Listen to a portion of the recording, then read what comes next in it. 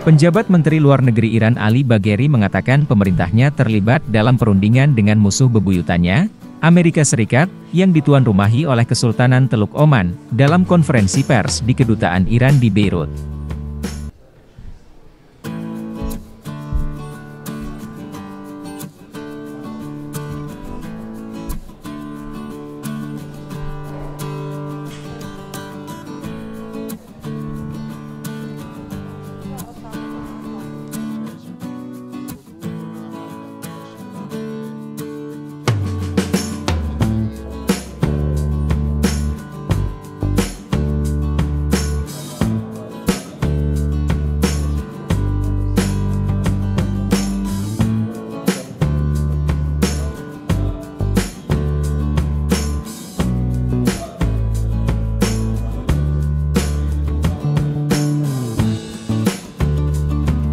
ما همواره با طرف‌های مذاکراتیمون مذاکرات رو ادامه دادیم و هیچگاه انقطاعی در این مسیر صورت نگرفته.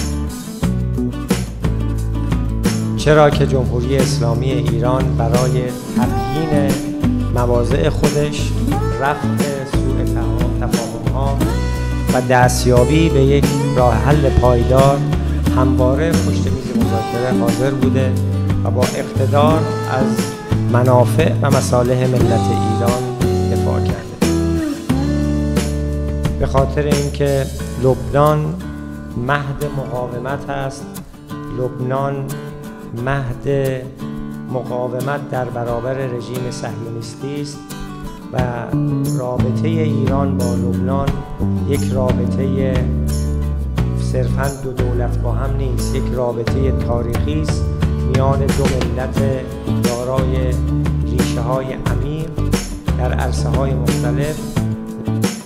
لذا انتخاب اولین مقصد سفر بعد از مسئولیت هم یک انتخاب هوشمندانه برای اینکه نشان بدیم که جمهوری اسلامی ایران همچنان راسخ و با صلابت از مقاومت ملت‌ها در قبال تجاوز، اشغالگری و نسل‌کشی حمایت و پشتیبانی می‌کند.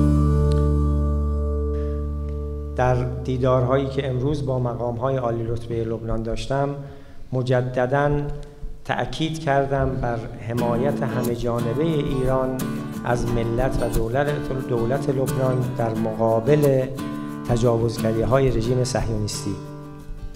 Download Tribun X sekarang, menghadirkan lokal menjadi Indonesia.